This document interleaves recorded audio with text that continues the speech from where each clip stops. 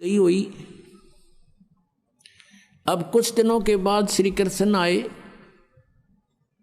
श्री कृष्ण से बताया द्रौपदी ने कि भगवान आपने बड़ी इज्जत रखी, मैंने आपको याद किया, क्योंकि गुरु को याद किया जाता है, और आपने मेरी इज्जत रख दी। और कृष्ण जी को पता भी को नहीं क्या हो गया, कहानी हुआ।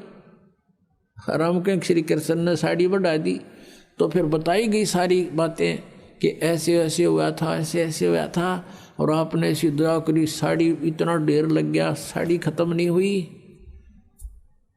अब भगवान श्री कृष्ण पिछले जन्म का भी साधक था और उनकी भी दिव्य दृष्टि काम करे थी।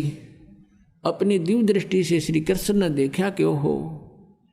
तो द्रौपदी ने पूछा कि गुरुवर मुझे किस पुण्य का फल मिला ये। तब श्री कृष्ण ने अपनी दूरबीन से देखा, दिव्य दृष्टि से देखा, उसके प्रहृद में झांक के। ये तो आम आदमी देख लेते थे, पहले इतनी अच्छी आत्मा होती थी।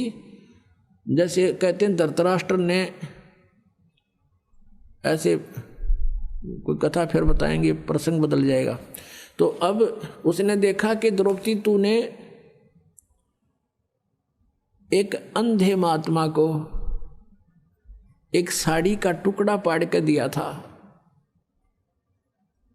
और उस अंधे को दिया हुआ दान तेरा यूं फल गया, उसका प्रतिफल है ये।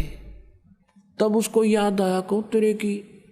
अब पुण्यात्माओं देखो बात कहाँ से ध्यान देना।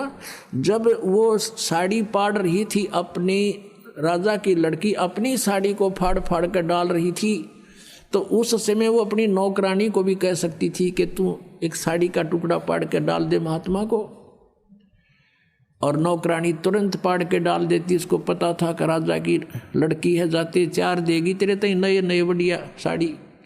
लेकिन नहीं, इतना ज्ञान दिया जाता था बच्चों को कि मैं रोटी खाऊंगा मेरा पेट भरेगा, मैं दान करूंगी तो मुझे मिलेगा। उसको इतना भी मालूम था। तो इसको कहते हैं लूट सके तो लूट ले, राम नाम की लूट। अब जैसे आप यहाँ सेवा करते हो, आपकी इच्छा ना हो कि यूं मेरी सेवा करे, तो आपको वो लूट रहा है। जहाँ तक आपकी पार बस आप अपने हाथों से सेवा करने की चेष्टा करें, जितनी भी हो जाए, और दान करें अपने हाथ से, अपनी कमाई से, वो आपको ही मिलेगा। तो कहते हैं जब तक माता पिता के अधीन है बच्चे, तब तक वो दान करते हैं, तो भले ही वो माता पिता का ही है, लेकिन जिसने दान अपनी नियमत से किया है उसी को फल मिलता है। अब द्रौपदी कहती है कि हे भगवान, एक छोटी सी लीर पाड़ के दी थी मैंने, उसका इतना फल मिल गया, इज्जत रख दी मेरी, साड़ी तो देखी जा, लेकिन आज जो मेरी इज्जत रही है उसकी तो कोई कीमत नहीं।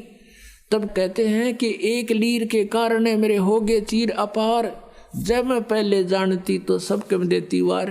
इसे महापुरुष को और एक इतना दान करने से आज मेरी इतनी इज्जत रही है, यदि मुझे पहले पता लग जाता तो ना जाने क्या न्यौछावर कर देती उस महापुरुष के लिए। तो पुण्यात्माओं, परमात्मा को पता था कि इसका और कोई ऐसा संस्कार नहीं है जहां उस समय इसकी रक्षा हो सके। नाम इसने ले नहीं रखा, क्योंकि रानी बन गई, अंडी पाकेगी। और जब दुर्गति होगी, जब भगवान याद आता है, तो इसे दयालु है परमात्मा, ये पहले ही प्रबंध करा देते हैं और कहते हैं गैल गैल लग गया फिर जब लग धरती आकाश।